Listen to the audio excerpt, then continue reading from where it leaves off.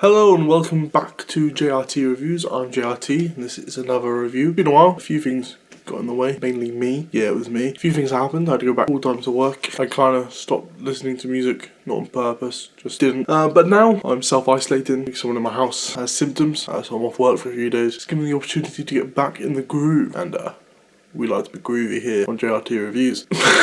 You might have noticed a change in scenery. Partly why I took that break was I went to try and figure out the best place to film videos, and it turns out it's probably in here due to acoustics. Curtains on either side should help the sonics of the recording sound better. It's also a bit more personal, it looks a bit better having screens in the background rather than multiple bottles of alcohol. So hopefully sonically it sounds a bit better.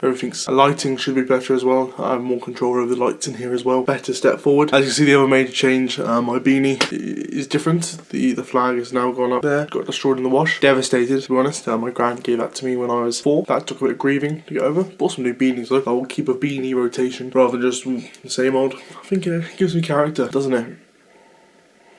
Imagine having your entire personality being around a beanie. I don't even wear beanies outside of these videos, really. Like if it's cold out, maybe. To be fair, I did wear the old one a lot. As you can tell by the title of this video, we are going to be discussing and talking about the latest Gorillaz album, which I'll just say it, I wasn't a massive fan of, to be honest.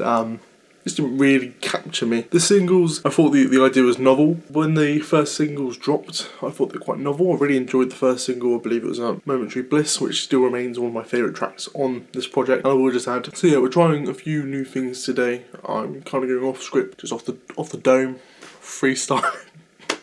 I got some notes written down, I'm going to refer to them and stuff, not as formal and sat down, hopefully it's more relaxed. Nicer vibe, I don't know, I feel really round. But yeah, Momentary Bliss still remains one of my favourite songs on this project, and a few of the other singles did pique my interest. The Tony Allen posthumous release was another that I felt was quite strong, and surprised by its placement on the track listing. But again, yes, I did not enjoy this project as much as I probably enjoyed the singles on their own, and I think that applies to almost pretty much every song. They're good songs in their own right. They just don't really, as a collective, seem to me, they belong together, fit together, flow together. There is cohesive sections and sonically similar sounding pieces on here, especially at the start. I think the first leg of the album is cohesively the best, although that doesn't actually attribute directly to them being the best songs and the best portion of the album. I think that comes in the mid-section with songs like Momentary Bliss, The Pink Phantom. Again, brilliant singles in their own right. They just don't really mesh well together. Is mish a word? I think mish is a word.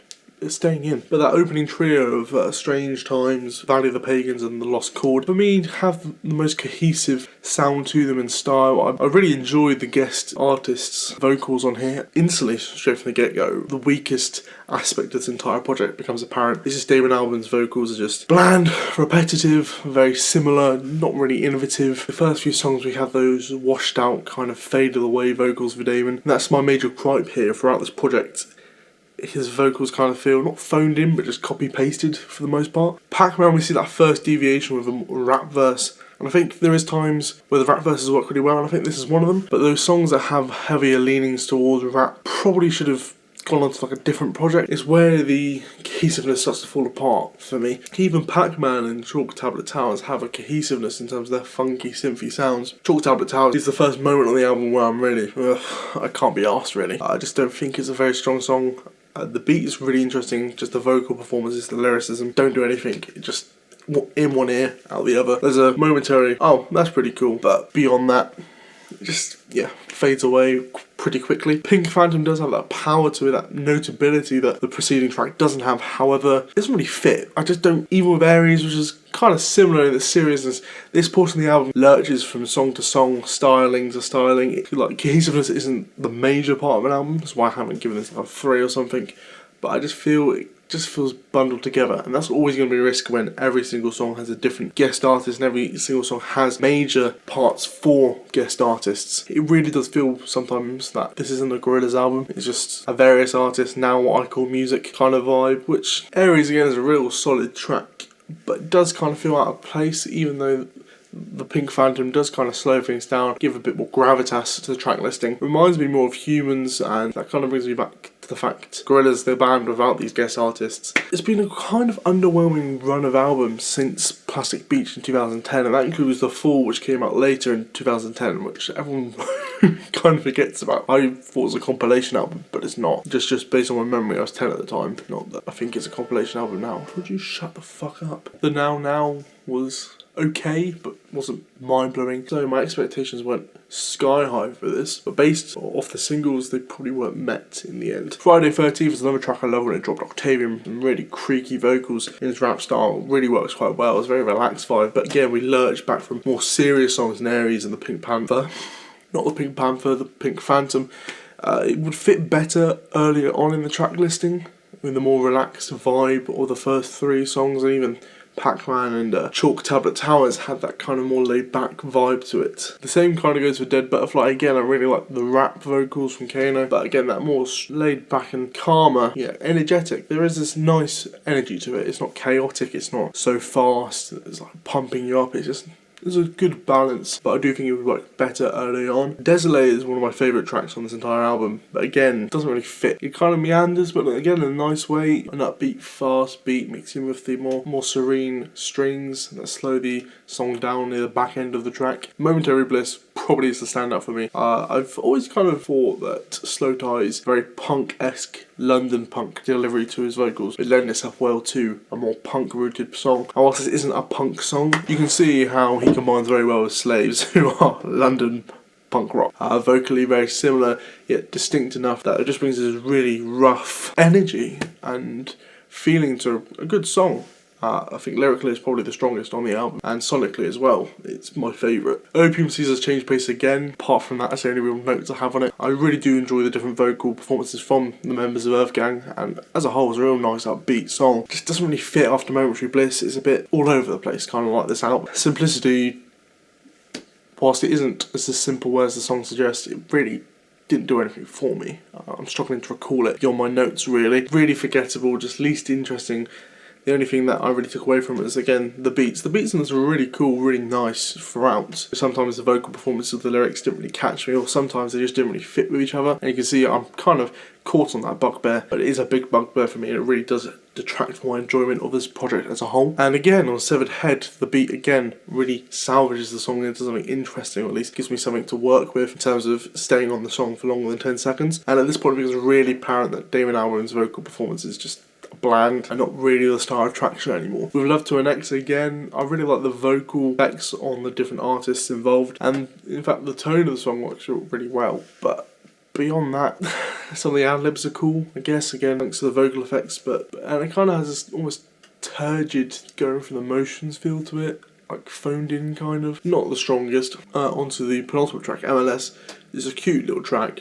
Peggy goes hard, but doesn't really mesh well with the rest of the album. It doesn't really add much to the album. It's just kind of tacky on. And How Far is one of the stronger moments in the album, and again, it should have been placed way earlier in the track listing, I think. It almost has a sinister, unnerving vibe to it, thanks to Tony Allen's laughter, and the strings as well. And I really like Stormzy's delivery. I think the best aspect of this album for me was the performances from UK rappers, and mainly A, because they haven't had much exposure before, but B, some of this is really left field for them, and not really what I would have expected for them to come on to tracks like this. It does give us something new and something really interesting, and hopefully some of these guys go back towards more mainstream, more pop-esque, and more art pop. Overall, after an hour plus of this, it does get a bit too much. Not really agreeing with the critical acclaim I'm kind of seeing for it. I think it's not out of hand, but I can see why people like it, but for me, in terms of what I took from the album, I just really can't give it higher than a 6.5. And maybe I'm being a bit harsh, maybe I've finally been broken by this hell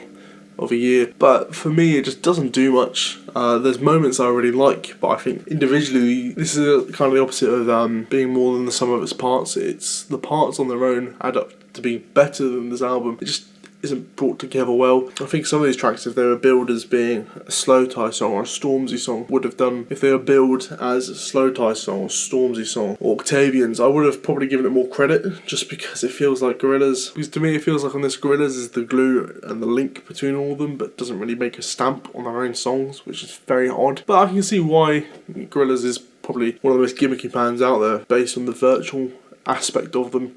And something like this, a song machine, as they called it, makes sense why it may not have their fingerprints all over it, but it does kind of feel like a ragtag group of people kind of picking names randomly out of a hat and putting them onto a song together. It's not brilliant. However, that was just my opinion. What's yours? Let me know. Give it a listen. Tell me if I'm wrong. Tell me if this is wrong. I'll be back next with a review of the new Nothing But Thieves, which I'm just finishing up, writing up my notes on, and then probably something from the new Clipping album, maybe.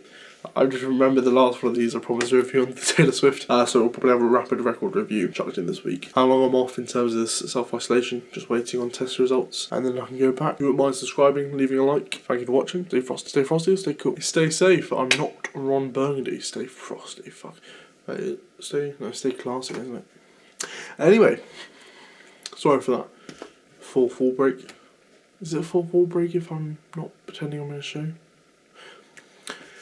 Thank you for watching this. Please subscribe. Please stay and stay safe.